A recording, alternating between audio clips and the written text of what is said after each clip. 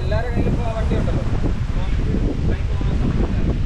അതുകൊണ്ട് നമുക്ക് മെയിനായിട്ടുള്ള പ്രോബ്ലം എന്ന് പറഞ്ഞാൽ വണ്ടി എടുക്കാനാണ് അതിനുള്ള മെയിൻ കംപ്ലൈൻറ്റ്സ് ഉണ്ടെങ്കിൽ വന്നു കഴിഞ്ഞാൽ നമ്മൾ നേരെ ഓടുന്നത് മെക്കാനിക്കലിൻ്റെ അടുത്തായി. ചെറിയ പണി വന്നാലും നമ്മൾ നേരെ ഓടുന്നത് മെക്കാനിക്കലിൻ്റെ അടുത്തായി. ഈ 10-12 എന്ന് പറയുന്നത് നമ്മൾ എല്ലാവരും വണ്ടിയിലെ ടൂൾ കിറ്റിലുള്ളതാണ്.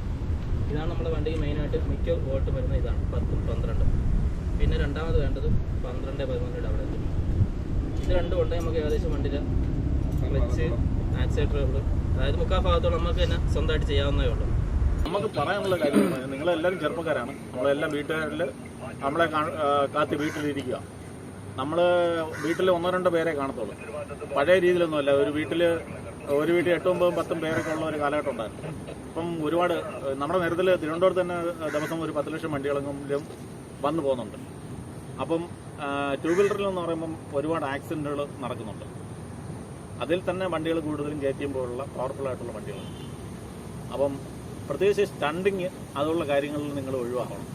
പിന്നെ വണ്ടി ഓടുമ്പോൾ വില്ലിനും റൈഡറും നിർബന്ധമായിട്ടും ഹെൽമെറ്റ് ധരിക്കാൻ തയ്യാറാവണം. മാക്സിമം സ്പീഡ് നിങ്ങൾ കുറച്ച് പോകാനുള്ള ശ്രമം നടത്തണം. കാര്യം നമ്മൾ വീട്ടുകാരെങ്കിലും ഉദ്ദേശിച്ച് വേണം അങ്ങനെ പോകാൻ. പിന്നെ പോലീസ് ഉദ്യോഗസ്ഥർ നിങ്ങളുടെ വണ്ടി കൈകാണിച്ച് നിങ്ങളെ ചെറിയ ഫൈൻ ചെയ്യുന്നത് നിങ്ങളുടെ സുരക്ഷ ഉറപ്പാക്കാൻ വേണ്ടി ഞങ്ങളെ ഏൽപ്പിച്ചിരിക്കുന്ന പണി ഞങ്ങൾ ചെയ്യുക. അതുപോലെ വണ്ടി അൾട്രേഷൻ നടത്തരുത്.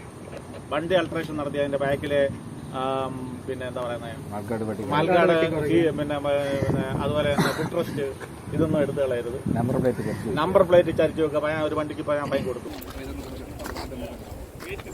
നമ്മുടെ ക്ലബിനെ റെപ്രസെന്റ് ചെയ്ത് നമുക്ക് ലഡാക്ക് വരെ പോയി നമ്മുടെ റൈഡ് കംപ്ലീറ്റ് ചെയ്ത വിജേഷിന് നമ്മളൊരു മൊമെന്റും കൊടുക്കുകയാണ്. അനിൽകുമാർ സാറാണ് നമുക്ക് നൽകുന്നത്.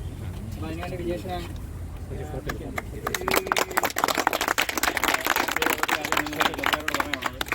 എല്ലാവരും ഹെൽമെറ്റ് ധരിച്ച് വണ്ടി എടുക്കുന്ന സമയം മുതൽ തന്നെ ഹെൽമെറ്റ് ധരിച്ചിരിക്കണം. പിന്നെ പൊല്യൂഷൻ ഇൻഷുറൻസ്, ലൈസൻസ് ഇതെല്ലാം ഷുവർ ചെയ്യണം. പിന്നെ ഒരു വണ്ടിക്ക് നിങ്ങൾ ഓവർടേക്ക് ചെയ്യാനോ മറ്റേ ഓവർ സ്പീഡിനോ വേണ്ടി പോകരുത്. പിന്നെ ഹിമാലയം വരെ പോയി എന്തായാലും അവിടെ വരെ പോയി സുരക്ഷിതമായിട്ട് ഇവിടെ തിരിച്ചെത്തി എന്തായാലും ഒരു കഴിവ് തന്നെയാണ്. ഈ ചെറുപ്രായത്തിൽ തന്നെ പിന്നെ സുരക്ഷിതമായിട്ടുള്ള യാത്രയാണ് നമ്മൾ നോക്കുന്നത്. ഞങ്ങളിവിടെ എത്തിയതെന്ന് പറഞ്ഞു കഴിഞ്ഞാൽ ഇവിടെ ആളുകൾ കൂടി നിൽക്കുന്നു എന്ന് പറഞ്ഞപ്പം വല്ല ഡ്യൂട്ടിക്കാരും വല്ല സ്റ്റണ്ടിങ് വല്ല നടത്തുന്നു നോക്കാൻ വേണ്ടി വന്നാൽ. അപ്പോൾ നിങ്ങളുടെ സുരക്ഷിതത്വത്തിന് വേണ്ടി ഞങ്ങളെ മേളിൽ നിന്ന് ഏൽപ്പിച്ചിരിക്കുന്ന ജോലിയുടെ ഔദ്യോഗികത്തിൻ്റെ ഭാഗമായിട്ടാണ് എന്തായാലും ഇത് വന്നത്. എനിക്കിതിൽ പങ്കെടുക്കാൻ കഴിഞ്ഞതും നിങ്ങളോട് 4 കാര്യം പറയാൻ പറ്റിയതും വളരെ സന്തോഷമുണ്ട്. പിന്നെ ഇത് കൊടുക്കാൻ കഴിഞ്ഞതിൽ എനിക്ക് വളരെ സന്തോഷമാണ്.